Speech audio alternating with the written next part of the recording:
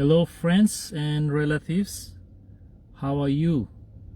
Wherever you are in the world, good morning from Auckland, New Zealand. It is Auckland Day today, and it's the first holiday we have here in Auckland, in New Zealand. And it's a perfect time for another Bible reading. I have finished 3 books, the books of Proverbs, Ecclesiastes, and Job, and now I'm going to start now with the book of Genesis, and I'm going to read the 3 chapters today, and we start.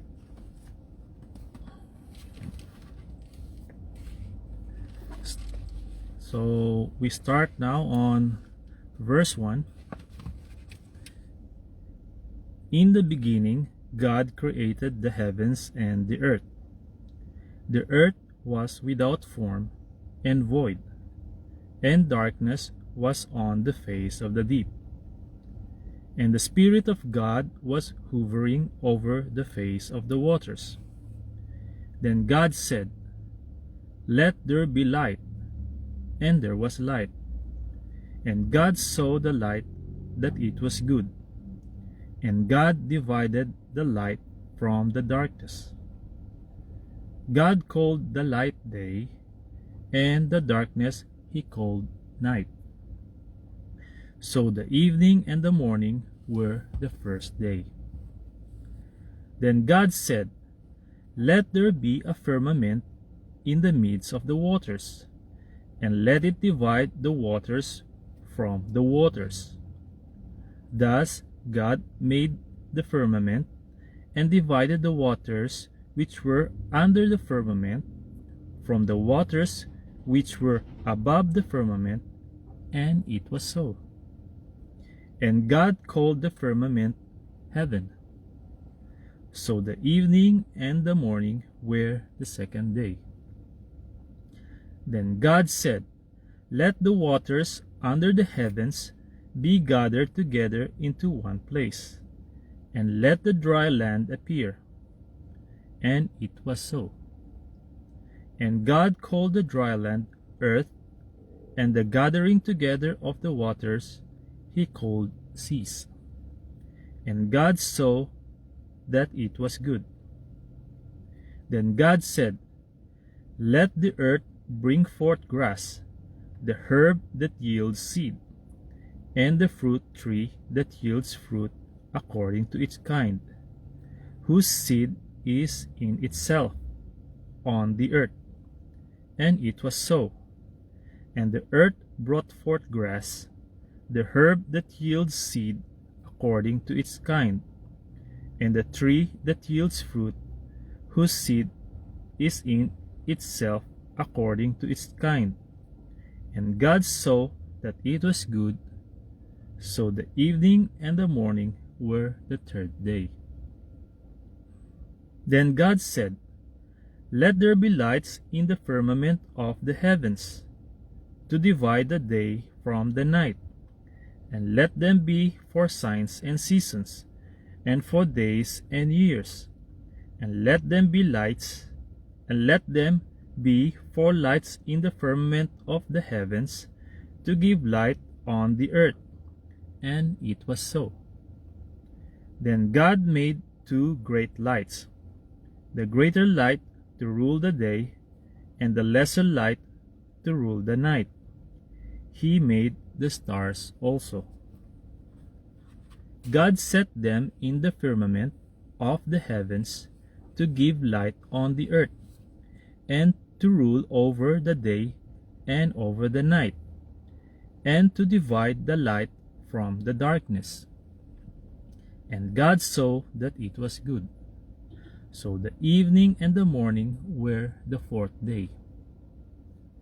Then God said, "Let the waters abound with an abundance of living creatures, and let birds fly above the earth across the face of the firmament of the heavens." So God created great sea creatures, and every living thing that moves, with which the waters abounded, according to their kind, and every winged bird according to its kind. And God saw that it was good. And God blessed them, saying, Be fruitful and multiply, and fill the waters in the seas, and let birds multiply on the earth. So the evening and the morning were the fifth day. Then God said, Let the earth bring forth the living creature according to its kind, cattle and creeping things, and beasts of the earth, each according to its kind. And it was so. And God made the beasts of the earth according to its kind, cattle according to its kind, and everything that creeps on earth according to its kind. And God saw that it was good. Then God said, Let us make man in our image, according to our likeness. Let them have dominion over the fish of the sea, over the birds of the air, and over the cattle, over all the earth, and over every creeping thing that creeps on the earth. So God created man in his own image. In the image of God he created him. Male and female he created them. Then God blessed them, and God said to them, Be fruitful and multiply, fill the earth and subdue it. Have dominion over the fish of the sea, over the birds of the air, and over every living thing that moves on the earth. And God said, See, I have given you every herb that yields seed, which is on the face of all the earth, and every tree whose fruit yields seed. To you it shall be for food. Also to every beast of the earth, to every bird of the air, and to everything that creeps on the earth, in which there is life, I have given every green herb for food. And it was so. Then God saw everything that he had made, and indeed it was very good. So the evening and the morning were the sixth day. Thus the heavens and the earth, and all the host of them, were finished. And on the seventh day God ended his work which he had done, and he rested on the seventh day from all his work which he had done. Then God blessed the seventh day and sanctified it, because in it he rested from all his work which God had created and made. This is the history of the heavens and the earth when they were created. In the day that the Lord God made the earth and the heavens, before any plant of the field was in the earth, and before any herb of the field had grown. For the Lord God had not caused it to rain on the earth, and there was no man to till the ground. But a mist went up from the earth, and watered the whole face of the ground. And the Lord God formed of the dust of the ground, and the Lord God formed man of the dust of the ground, and breathed into his nostrils the breath of life, and man became a living being. The Lord God planted a garden eastward in Eden, and there he put the man whom he had formed. And out of the ground the Lord God made every tree grow that is pleasant to the sight, and good for food. The tree of life was also in the midst of the garden, and the tree of the knowledge of good and evil. Now a river went out of Eden to water the garden, and from there it parted and became 4 riverheads. The name of the first is Pishon. It is the one which skirts the whole land of Havilah, where there is gold, and the gold of that land is good. Bdellium and the onyx stone are there. The name of the second river is Gihon. It is the one which goes around the whole land of Cush. The name of the third river is Hiddekel. It is the one which goes toward the east of Assyria. The fourth river is the Euphrates. Then the Lord God took the man and put him in the Garden of Eden to tend and keep it. And the Lord God commanded the man, saying, Of every tree of the garden you may freely eat, but of the tree of the knowledge of good and evil you shall not eat.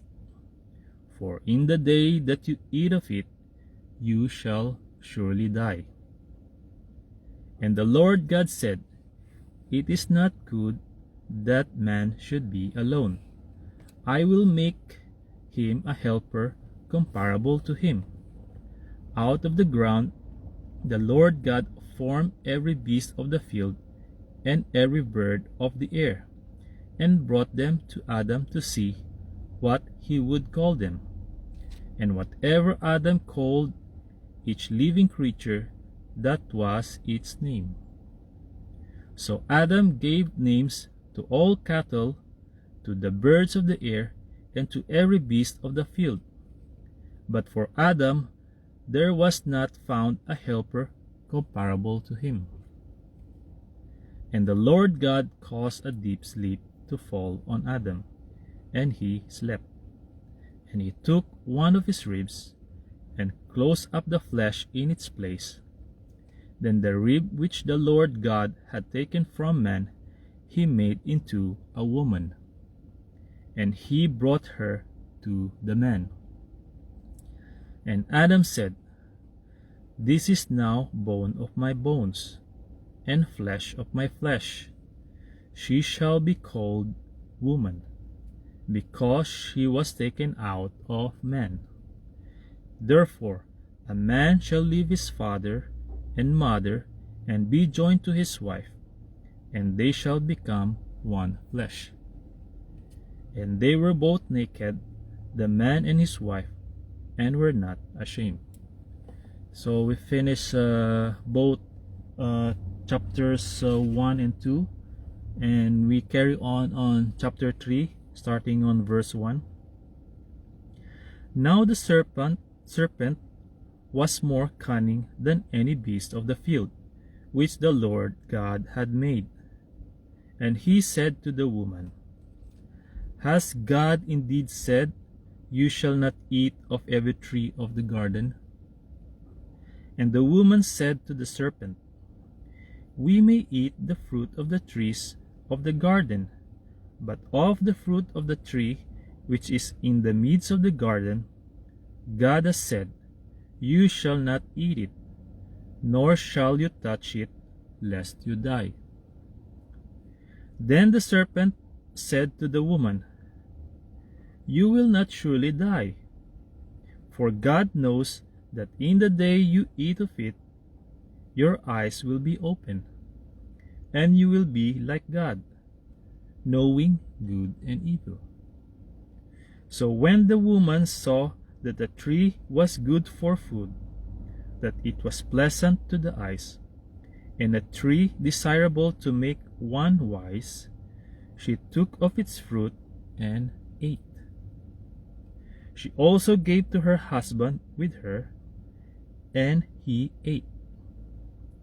Then the eyes of both of them were opened, and they knew that they were naked. And they sewed fig leaves together and made themselves coverings. And they heard the sound of the Lord God walking in the garden in the cool of the day. And Adam and his wife hid themselves from the presence of the Lord God among the trees of the garden. Then the Lord God called to Adam and said to him, "Where are you?" So he said, "I heard your voice in the garden, and I was afraid because I was naked, and I hid myself." And he said, "Who told you that you were naked? Have you eaten from the tree of which I commanded you that you should not eat?" Then the man said, "The woman whom you gave to be with me, she gave me of the tree, and I ate." And the Lord God said to the woman, "What is this you have done?" The woman said, "The serpent deceived me, and I ate." So the Lord God said to the serpent, "Because you have done this, you are cursed more than all cattle, and more than every beast of the earth. On your belly you shall go, and you shall eat dust all the days of your life. And I will put enmity between you and the woman, and between your seed and her seed. He shall bruise your head, and you shall bruise his heel." To the woman he said, "I will greatly multiply your sorrow and your conception. In pain you shall bring forth children. Your desire shall be for your husband, and he shall rule over you." Then to Adam he said, "Because you have heeded the voice of your wife, and have eaten from the tree of which I commanded you, saying, 'You shall not eat of it,' cursed is the ground for your sake. In toil you shall eat of it all the days of your life. Both thorns and thistles it shall bring forth for you, and you shall eat the herb of the field. In the sweat of your face you shall eat bread, till you return to the ground. For out of it you were taken, for dust you are, and to that dust you shall return."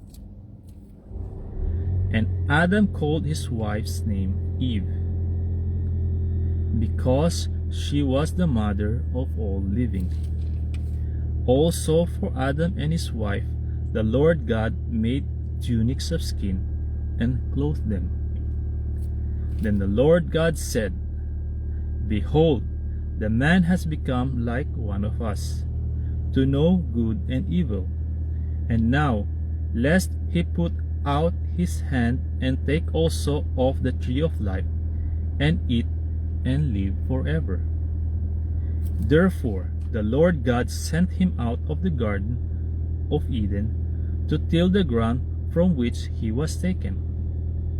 So he drove out the man, and he placed cherubim at the east of the garden of Eden, and a flaming sword which turned every way, to guard the way to the tree of life.